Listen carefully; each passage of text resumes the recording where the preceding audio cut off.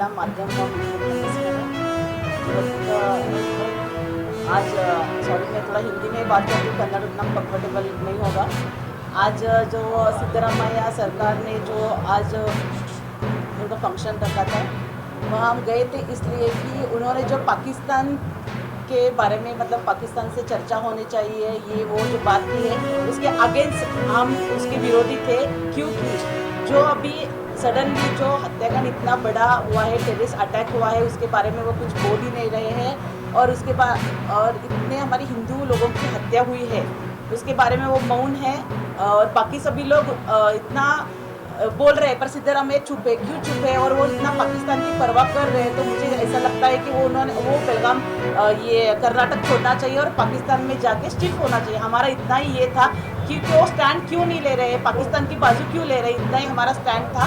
और हमको उनको ये आपकी बात गलत है इसलिए हमने ब्लैक फ्लैग लेके हम उसका विरोध कर रहे थे, बस इतना ही हुआ था। हाँ, उसके बाद पुलिस आए, पुलिस ने हाँ पुलिस लोगों ने अरेस्ट किया। और इस पुलिस स्टेशन से उस पुलिस स्टेशन लाइफ में कभी पुलिस स्टेशन इतने नहीं देखे। आज एक दिन में पूरा पुलिस स्टेशन पूरा बेलगाम लिमिट में जो पुलिस स्टेशन है उतना मैं घूम के आई हूँ, जितना पूरा हमको घुमा दिया है। बस धन्यवाद। ನಮ್ಮ ಕಾರ್ಯಕರ್ತಕ್ಕೆ ನಾನು ಒಂದು ಕೂಗನ್ನು ಸಂದೇಶವನ್ನು ಕೊಡಬೇಕಾಗ್ತದೆ. ನೀವು ಹೋಗಿ ನಿಮ್ಮಿಂದ ಬೆಲೆ ಏರಿಕೆ ಆಗಿದ್ದು ಇದಕ್ಕೆ ಫಸ್ಟ್ ಉತ್ತರ ಕೊಡಿ. ಯಾಕೆ ಚಿನ್ನದ ಬೆಲೆ ಜಾಸ್ತಿ ಆಯಿತು, ಪೆಟ್ರೋಲ್ ಆಯಿತು, ಡೀಸೆಲ್ ಆಯಿತು, ಗ್ಯಾಸ್ ಆಯಿತು, ನಾವು ಅದಕ್ಕೆಲ್ಲ ಸಹಾಯ ಮಾಡಬೇಕು ಅಂತೇಳಿ ಇವತ್ತು ನಾವು 52,000 ಕೋಟಿ ರೂಪಾಯಿ ಜನರಿಗೆ ಕೊಟ್ಟು ನಿಮ್ಮೆಲ್ಲರ ಬದುಕಿನಲ್ಲಿ ನಾವು ಕೂಡ ಒಂದು ಭಾಗಿಯಾಗ್ತಾ ಇದ್ದೀವಿ.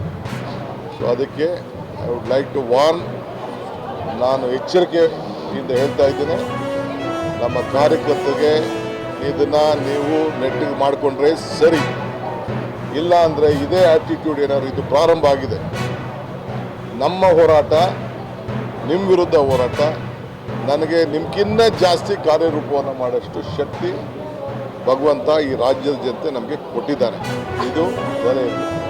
ಸೊ ಆದ್ದರಿಂದ ನಿಮ್ಮೆಲ್ಲರೂ ಕೂಡ ನಾನು ಎಚ್ಚರಿಕೆಯನ್ನು ಕೊಡ್ತಾ ಇದ್ದೀನಿ.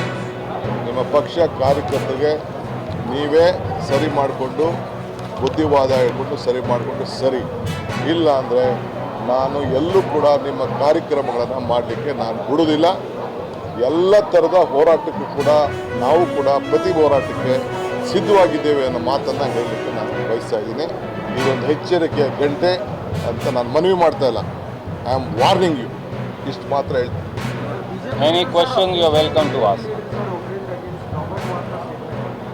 Such incidents are happening because Muslims are suppressed in